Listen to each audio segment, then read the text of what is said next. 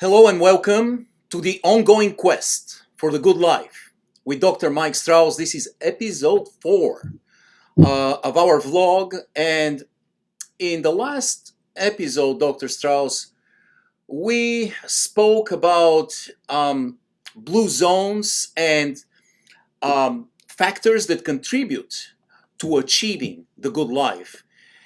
And we promised our viewers and our listeners that we will get to the meat of things in episode 4. So let's start where we left it out the last time and get going. All right. Well, actually, last time I love that episode. We really talked about the elements of a neighborhood network at a very high level that included a well-selected neighborhood, smart technology called iLink, professional neighbors and volunteers and remote professionals, all that working together to deliver a new model of care called a neighborhood network. And that we described all of the high level parts of that. And yeah, you're right. We're going to go a little deeper today. And what I'm going to really focus on today is iLink, remote support technologies. In all truth, the whole concept of iLink is simplicity. So you would think that it would be easy to explain, but that's not exactly true, because the whole beauty of iLink is to deliver and coordinate support, virtual and deployed support, home automations, but to do it in a way that is super simple for our customer. One would think if we do something that seems simple, then the technology is simple. And the truth is the technology is incredibly complicated, because that's what's necessary to deliver something in a very simple way. Smart home technology really is a collection of a variety of technologies. And quite frankly, they don't speak well together. In a past episode, I remember I talked about that there's an app for that, and in truth, there's an app for everything. I mean, you name the topic, there's an app for it. The problem is, if there's an app for everything and your job is to live independently, how is our customer going to figure out app for every different home automation? There's an app for video conferencing, and there's an app for getting all kinds of help that you might want.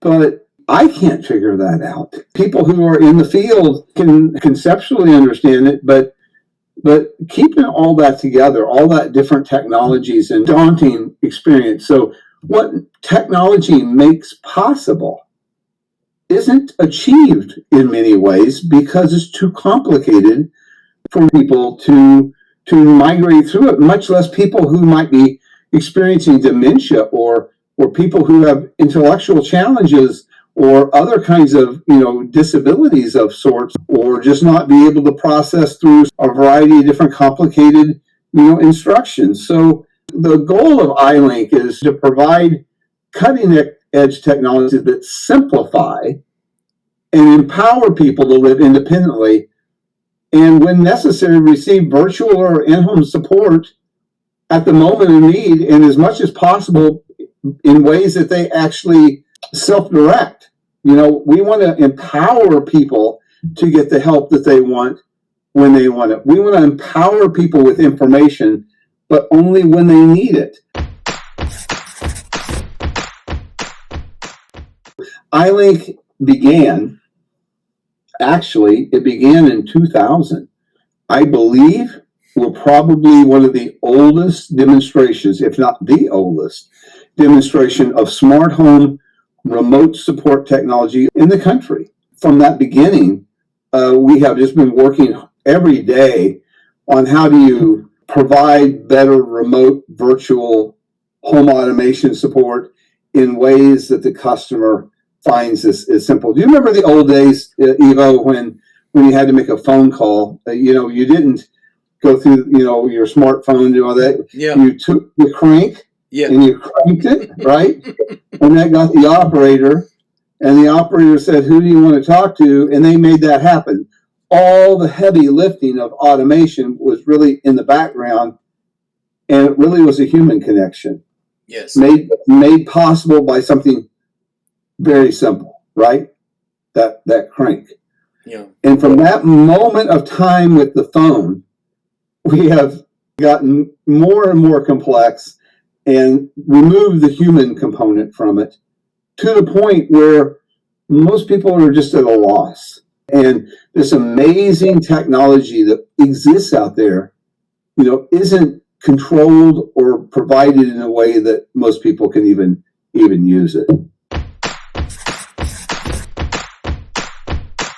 It all starts with iLink I'm just going to use the word infrastructure. Instead of us looking at one-off apps, we have an infrastructure of technology that works together to deliver support at the moment of need that a customer can actually self-direct, simply. As you know, Eva, I'm a behavioralist, and so a behavioral analyst looks at things differently. And, as we created this, we really looked at, okay, what are the obstacles or the barriers for independence? And what are the goals for technology? And then how do we design technology that circumvents these independent barriers for living? How do we use technology that actually makes life simpler and easier and overcomes things that have been problematic for people? So that's how we view technology, as more of a removing barriers that could result in somebody having to leave their home, right? How do we make it safer? In truth, the best way for us to go through this is to kind of go on a little bit of a tour and kind of see what some of these things look like. But I can tell you there's a couple of elements of it. One is there's an in-home installation. There is our remote support infrastructure that connects neighborhood professionals to the home. It also connects our wellness center and our remote professional services to the home. And then there's this very smart software called iLink Assist that glues all that together and basically lets us know when people need help. And so all that kind of works together, but specifically over the next couple of episodes, we're going to look at those components. Let's take a little bit of a walking tour, through it.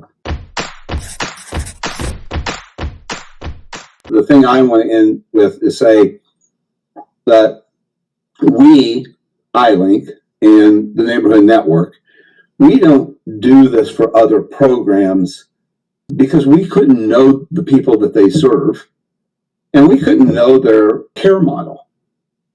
But we do help other providers do what we do. And that's a business plan fundamental difference in how we approach things versus other people, is that this is an enterprise support system that is totally scalable and configurable to other providers in other states. Our whole model is about relationships. And that's why technology is human. It's human first. And so any technology that thinks it can deliver care in that kind of, call center-like fashion, the more people you support, the less you can know about them. We try to empower people with these systems so that they can care for people better than they could have without them. In our program at the Neighborhood Network and in iLink and in Good Life, we do it ourselves for the people that we support, and we help other people do the same thing.